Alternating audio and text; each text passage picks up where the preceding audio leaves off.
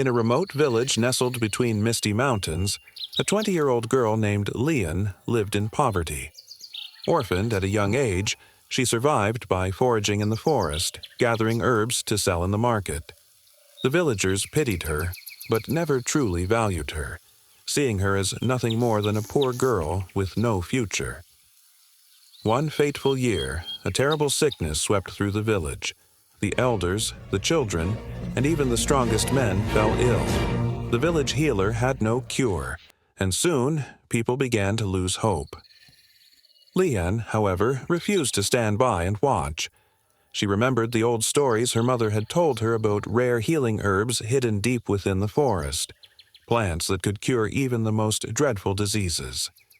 Determined, she set off on a perilous journey, braving wild beasts, treacherous cliffs, and freezing nights.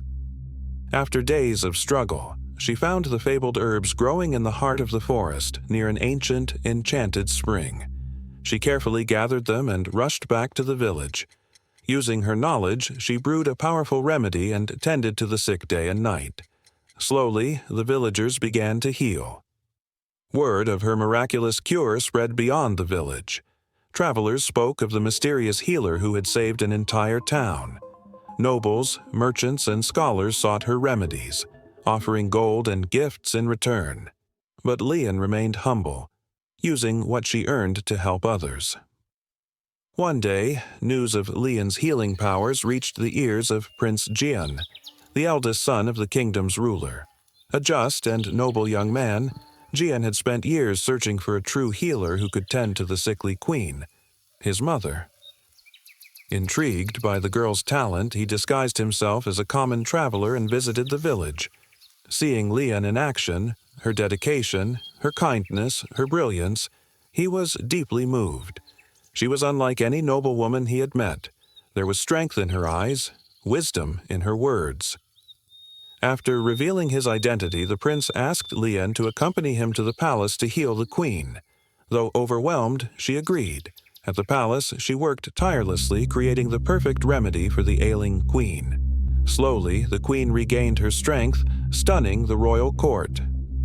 The king, grateful beyond words, offered Lian anything she desired: gold, land, a noble title. But she asked for none of it. She simply wished for her village to be protected and provided for. Prince Jian, however, had already made up his mind. He had fallen in love with Lian. Unlike other women of the court, she was not impressed by riches or power. She cared only for others, and he admired her for it. Despite protests from nobles who looked down on Lian's humble background, the prince boldly declared his love for her. "A woman's worth is not measured by birth, but by the greatness of her heart," he proclaimed.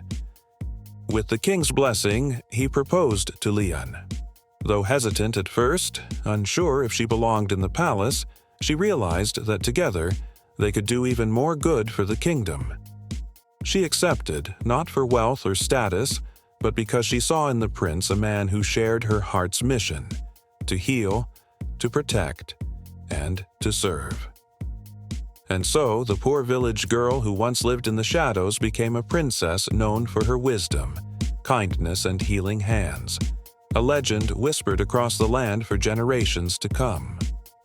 Title: The Healer's Destiny: Lian's Journey from Poverty to Royalty.